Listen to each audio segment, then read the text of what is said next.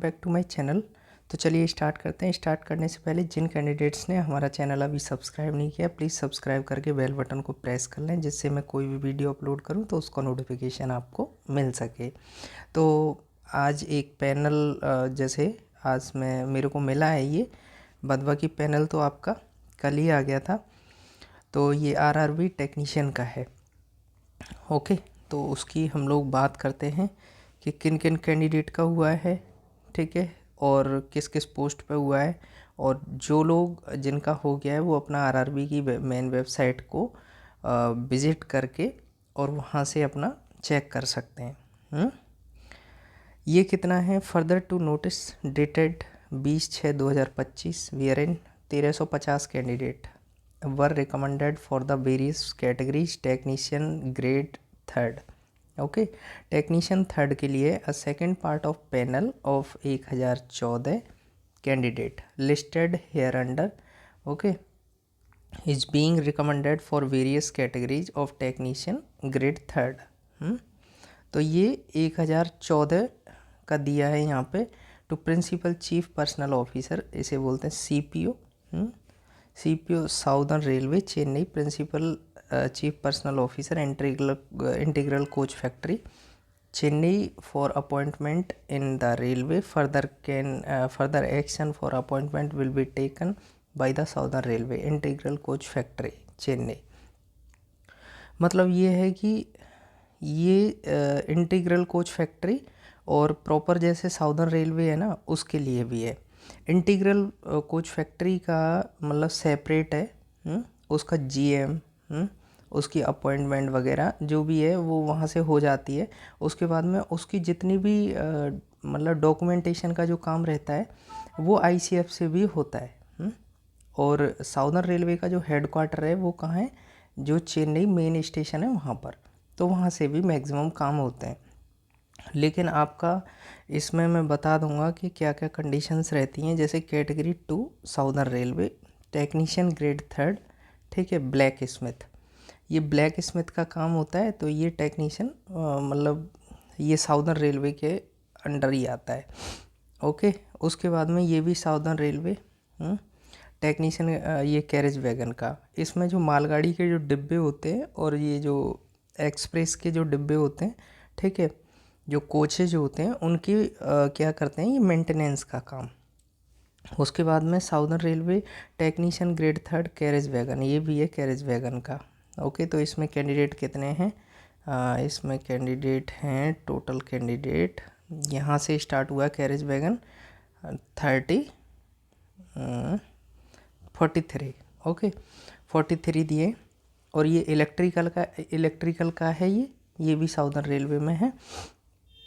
Okay, तो जो electrical का रहता है वो तुम्हारा इलेक्ट्रिकल से रिलेटेड जितने भी काम रहते हैं ना, ठीक है, उसमें आपको दे सकते हैं। अब ये क्या करेंगे, जब आपकी पोस्टिंग होगी, ठीक है, तो डिसाइड करेंगे कि आपको कहाँ कौन सी जगह भेजना है। ठीक है, एक इम्पोर्टेंट चीज़ बता रहा हूँ, ये भी साउदर्न रेलवे है, ये टीआरएस है। टीआरएस में क्या होता है? ट्रैक्शन रोलिंग स्टॉक, है ना। इसमें जो गाड़ियाँ चल रही होती हैं ना, ठीक है, उनका और पीओएच जो होता है ना, इसको बोलते हैं पीरियोडिक ओवरहॉलिंग। ठीक है, उसके बाद ये जो ओवरहॉलिंग होती है या फिर गाड़ियाँ चल रही होती हैं, उनका इंस्पेक्शन जो रहता है ना, वो टीआरएस के अंडर आता है। ठीक है, उनका ये चेक करते हैं कि गाड़ी में कोई प्रॉब्लम तो नहीं है या फिर कोई दिक्कत आ रही है, तो उसको गाड़ी को इंस्पेक्शन शेड में लगा के ये लोग टेस्ट करते हैं। तो इन लोगों का इसमें हुआ है। तो कितने कैंडिडेट हैं? 29। उसके बाद में रेफ्रिजरेशन एंड एयर कंडीशनिंग, जो एसी गाड़ियाँ चलती हैं या एसी कोचेज होते हैं, उनको क्या है कि उनमें मतलब ये जो है रहते हैं। ठीक है, तो उसमें क्या है, टेक्नीशियन 3rd का refrigeration and air conditioning. Okay, तो ओनली 2 कैंडिडेट का हुआ है अभी। और उसके बाद में साउदर्न रेलवे कैटेगरी 15 का technician grade SNT signal and telecommunication, ये देखने से ही पता लग रहा है कि सिग्नल के लिए। उसके बाद ट्रैक मशीन, जो ट्रैक बिछाते हैं ना, ट्रैक लेआउट करते हैं, ठीक है, उसमें जो टेक्नीशियन की ज़रूरत पड़ती है, एक जेई होता है, मतलब यहाँ एसएससी होता है, जेई होता है, फिर टेक्नीशियन 1, टेक्नीशियन 2 और टेक्नीशियन 3।